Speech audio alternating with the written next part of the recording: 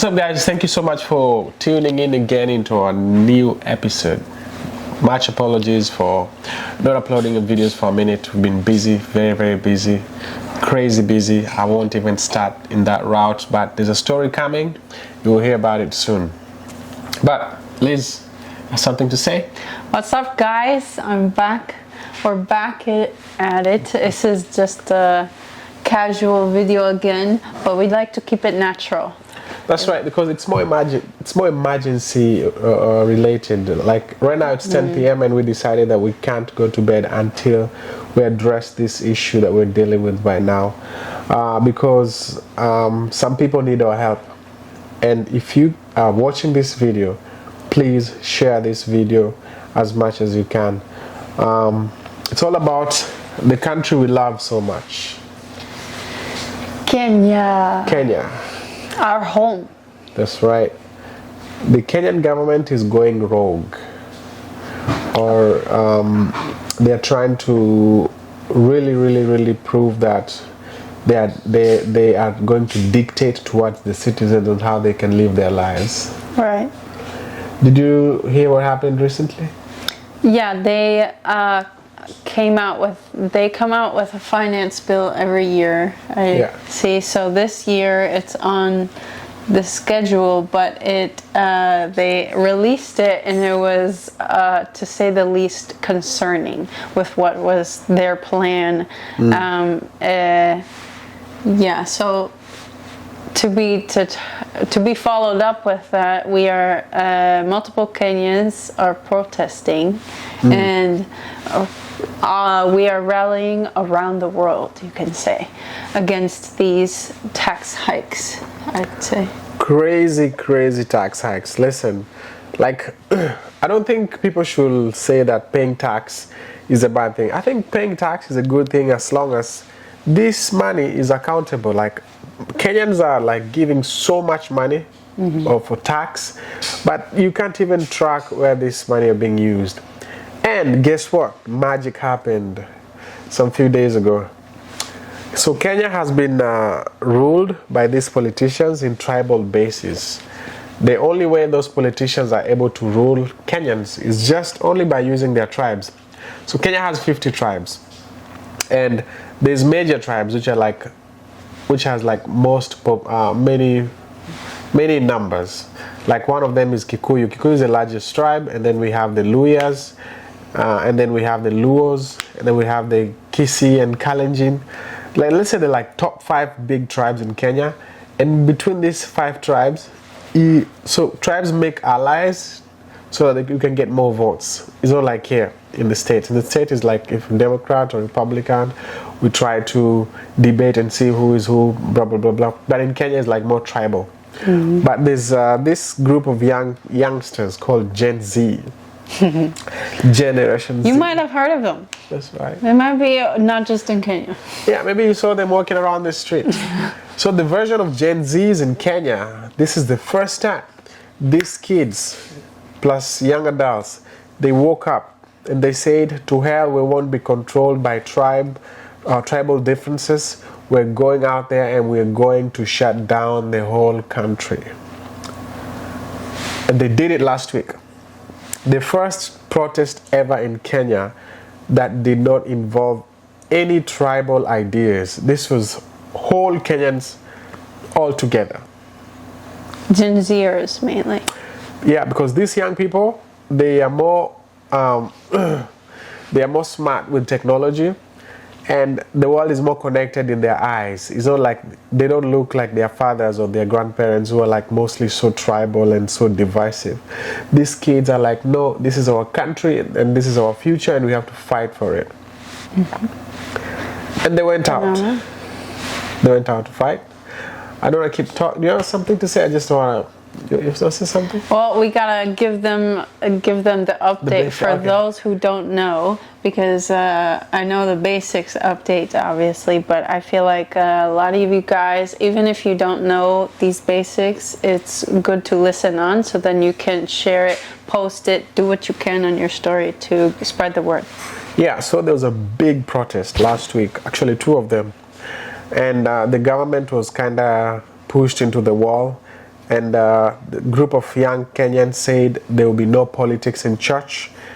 If any politicians go to church to start talking about politics, they will yell and scream at them and kick them out. They also say that they are going to expose all the politicians with the things they do. Let's say if you have like illegal sexual relationship with other people and there's evidence, they're going to put it online. They're going to harass them completely. They're going to put their numbers online. Actually, they leaked a list of cell phone numbers of many politicians, and people are calling them, texting them, sending them all kind of messages you can imagine. Right. But this is the way they're trying to fight for their freedom. Let me continue so you understand. They ended up deciding that they will do this and they won't stop regardless of how long it takes. And as I'm speaking right now, I think in Kenya it's like it's 10 p.m. I don't know if Kenya is like 6 a.m. It's 6. They're preparing for a major demonstration right now in Kenya. And Downtown Nairobi. yeah, downtown Nairobi. But the whole country Yeah. in general. So me as a Kenyan, actually, I felt like I'm far away, but my spirit is home, you know. I just can't wait to jump on that next plane, and we'll be there. And as soon as I arrive in Kenya, watch out. We're coming. All of us. It's gonna be tough, May the Mr. cups- President. This is a letter to Mr. President of Kenya. Be very careful. You know, you can push people up to a certain point where they have no other options but to fight for their rights with anything they see around them. And I don't think the president wants it to reach there. I'm just gonna, before I read some things people don't like on finance bill, do you want to say something? I think every word counts, so if you guys can spread the word, and the more flack it gets, you know, the more likely they're going to get scared, because all these politicians, they're just taking the money. You wonder why you don't see the money being traced through the taxes, because they take it before anybody else sees it, before it goes to somewhere good. So this is actually something that can be really helpful with some social work, some work through across the country, like I don't know what to do. This is something that will be really helpful to get your voice in. This is crazy. So the Kenyan government was seeking to raise, let me see, how many trillions? I think more than 2 trillion in taxes. And guess what? They wanted to make it mandatory for people. If you own a car, they were going to tax you 5% of the value of your car every year for you to pay. Also, they ended up taxing sanitary pads for women. Can you imagine? Those are, even in America, those are taxed often, but they've come to the senses like these items should not be taxed because we need them. And I think that's absolutely there. This is evidence point number one of them just trying to get money off of people, because they even go off of your necessities, people that everywhere around the world need. There's no argument there that is corruption. Evidence number one. Yeah, so they're going to tax. Also, they wanted to increase the price of bread. Hey, listen, Jesus Christ, when he was feeding the disciples, Jesus gave bread and fish. How are you going to tax something that Jesus gave for free? It doesn't make sense. No, it doesn't. Well, I think they should tax alcohol, which they're going to do it. But something like bread, that's a basic need. Every human being needs to eat. And just so many things. I will recommend, because we can't read all this, I'll recommend just go out there, check it out, and see what's happening. And before I forget, the lifestyles of these politicians is ridiculous. Like, these guys show up with money in the bags, offering donations in every public functions. They wear like shoes that are so expensive. Like, think of wearing a $10,000 shoe in Kenya. Bro, in Kenya. No, not in the States. And when they sprinkle the money and like go out in public and like, oh, here, give you $1, it doesn't actually help the Kenyan citizens, the people living in Kibera, places that really need it. They're taking they're giving you $1 to take thousands of dollars from that family that really needs it. 20 trillion or 2 trillion Kenyan shilling is like 20 billion US dollars. Yeah. At which not even us citizens have anything crazy, close to. Yeah, it's crazy.